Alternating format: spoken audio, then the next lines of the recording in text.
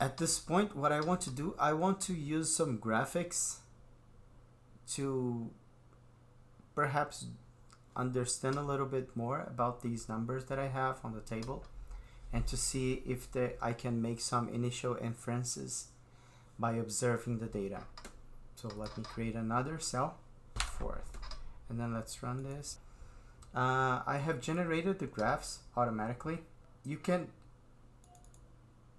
open this and take a closer look to analyze, and again I can take a look at siblings and spouses if the person has. So basically we can take these and start doing some basic inferences about our data. Again, these are steps that you'll be doing. So we clean the data, then we try to take a look at a few things. We can also use pandas to, instead of using visual representations, we can just do numeric representations and try to drive conclusions from it. But to do that, I need to clean up a little bit more. So it won't be interesting to me to do these correlations if I have sex listed as male or female as text. So let me go ahead and I'll convert that to numeric values. So I'll do data.replace, and I'll do this. If the field is male, I will call that 1, and if the field is female, I will call that 0, and then I will do replace equal true.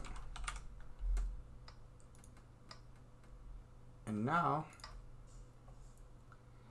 I can check for Pearson correlations on the data. Oops, here. And I will check versus the field survived. Basically what I'll do here is I will try to see if there is a correlation between any of the columns and the column survived.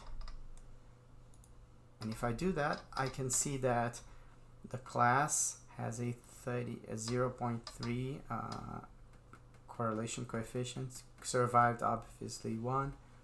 So sex and fair. So sex, fair, and class are the ones who are more strongly correlated to the survivability that the person has.